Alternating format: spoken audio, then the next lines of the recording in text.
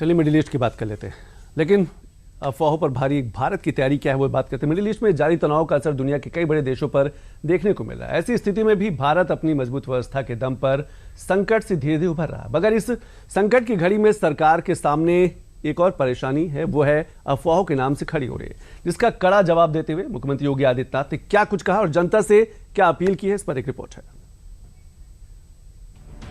कोई झूठी अफवाह फैला करके साहब लॉकडाउन लग जाएगा, फालतू की बकवास करते हैं। ये अफवाहबाज देश का नुकसान कर रहे हैं। सीएम योगी ने एक बार फिर प्रदेश की जनता को अफवाहों से और अफवाहबाजों से सावधानी बरतने की अपील की है। सीएम योगी ने मध्य पूर्व में जारी तनाव के बीच ईंधन और गैस की कमी की अफवाह फैलाने वालों और कालाबाजारियों पर सख्त रुख अपनाया है। जहां एक तरफ सीएम योगी कालाबाजारियों और अफवाहबाजों पर जमकर बरसे, तो दूसरी तरफ उन्होंने जनता को इस बात का आश्वासन भी दिया कि राज्य में पर्याप्त स्टॉक मौजूद है। सीएम योगी ने जनता से सतर्क रहने और केवल आधिकारिक सूचनाओं पर भरोसा करने की अपील की है। हमारा राष्ट्रीय कर्तव्य बनता है कि हम भी इस समय किसी अफवाह पे ध्यान देने की बजाय हम भी देश के अंदर देश की लीडरशिप के द्वारा जो मार्गदर्शन दिया जाता है हम भी उसका पालन करें, अफवाह में न पड़े। अगर रसोई गैस का सिलेंडर 25 दिन चलना है घर में, हम 7वें दिन लाइन लगाने के लिए क्यों खड़े हो जाए? हमारी गाड़ी की टंकी पूरी है और ये गाड़ी की टंकी अगले 4 दिन चल सकती है, तो हम वहां से पेट्रोल निकाल करके और क्यों फिर लाइन में खड़े हो जा रहे हैं? नहीं होना चाहिए, नहीं होना चाहिए। हमें किसी अफवाह में नहीं, जब सरकार आपके साथ खड़ी है, हर स्तर पर खड़ी है। यही नहीं, सीएम योगी ने एलपीजी सिलेंडर और ईंधन की कमी जैसी अफवाहों को लेकर विपक्ष पर भी जमकर निशाना साधा। सीएम योगी ने अफवाहों को लेकर विपक्ष से कड़े सवाल किए। ये अपील होगी पूरे प्रदेशवासियों से, इन अफवाहबाजों से जो हमेशा समाज का और देश की अपूर्णीय क्षति करने पर उतारू होते हैं, इनसे हमें सावधान और सतर्क होकर के हमेशा सतर्क होना होगा। क्योंकि जब ये सत्ता में थे इन्होंने कुछ नहीं किया, न युवाओं के लिए किया, न महिलाओं के लिए किया, न अन्नदाता किसानों के लिए किया, न श्रमिकों के लिए किया, न कामगारों के लिए किया, न इंफ्रास्ट्रक्चर के लिए कोई सुविधा दी, न ट्रांसपोर्ट की कोई सुविधा दी, न अच्छे संस्थान खोले, किसी भी दिशा में प्रयास नहीं किया। और जब जनता ने उन्हें सत्ता से बेदखल कर दिया, तो अब वह स्वयं तो बेदखल हो चुके हैं, स्वयं तो विश्वास खो चुके हैं और दुष्प्रचार करके, अफवाह फैला करके पूरे समाज को गुमराह करने का कार्य भी कर रहे हैं। जनता को पैनिक के माहौल से बचाने के लिए योगी सरकार कई कड़े कदम उठा रही है।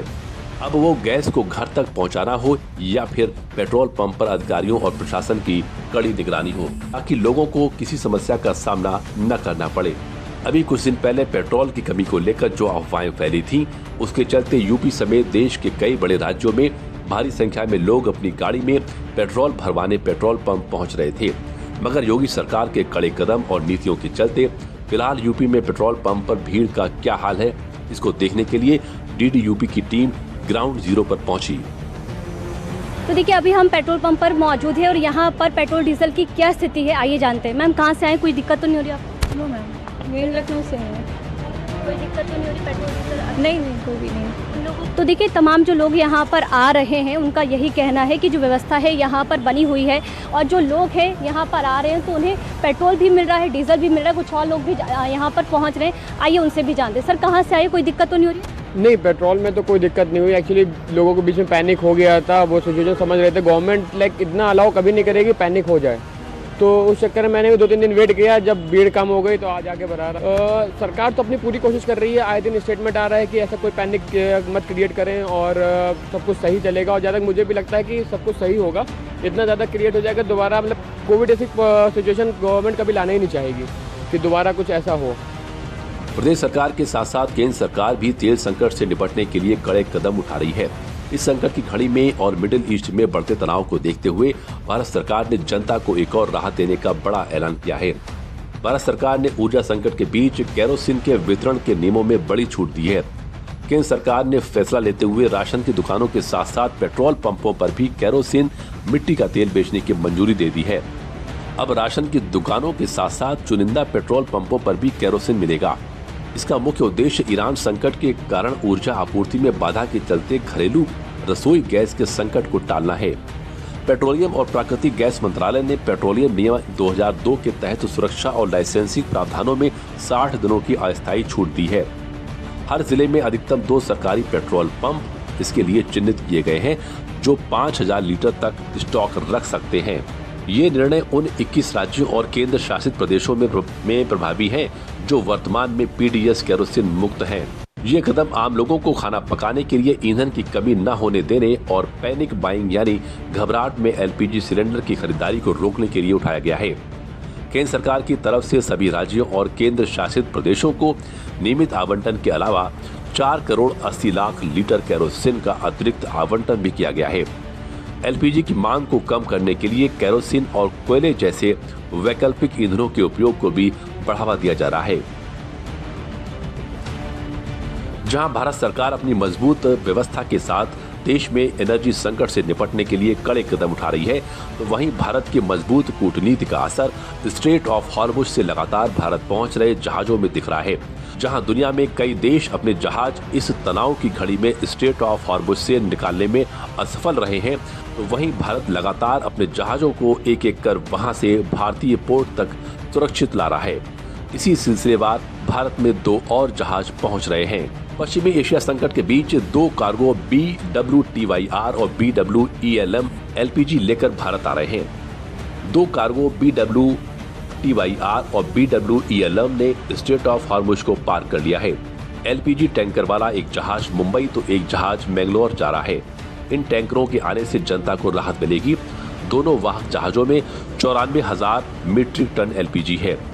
अनुमान है कि एक जहाज मुंबई 31 मार्च यानी कल पहुंचेगा, जबकि मैंगलोर पहुंचने वाला जहाज 1 अप्रैल को पहुंच सकता है। पर्शियन गल्फ में 18 भारतीय जहाज हैं इस वक्त और उसमें 485 इंडियन सीफेयर्स नाविक हैं। ये सभी सुरक्षित हैं। 28 तारीख को 2 दिनों पहले हमारे 2 एलपीजी कैरियर्स BW टियर और BWL इन दोनों ने वो रास्ता सफ़र तय किया। इन्होंने स्ट्रेट ऑफ हॉर्मुज को क्लियर किया और ये अब भारतीय पोर्ट्स की तरफ अग्रसर हैं। पहला BW टियर कल एक estimated type of arrival actually tomorrow's date 31 को ये मुंबई पोर्ट पर रिपोर्ट करना चाहिए और BW टियर न्यू मैंगलोर में 1 अप्रैल को रिपोर्ट करना चाहिए। इन दोनों एलपीजी कैरियर्स में करीब 94,000 मीट्रिक टन एलपीजी है। इससे एक बात तो साफ हो गई है कि पश्चिम एशिया में चल रहे संकट का असर न तो लोगों के काम पर पड़ेगा और भारत सरकार के ये तमाम कदम आम आदमी के बजट को बिगड़ने से बचाने की कोशिश है। एक तरफ 94,000 मीट्रिक टन एलपीजी भारत पहुंच रहा है और दूसरी तरफ लोगों को एलपीजी के विकल्प के तौर पर केरोसिन के नियमों में ढील दी गई है। ये दोनों ही बातें इस बात का सबूत है कि भारत सरकार इस संकट की घड़ी में भी देश और देशवासियों को सुविधाएं देने के लिए काम कर रही है।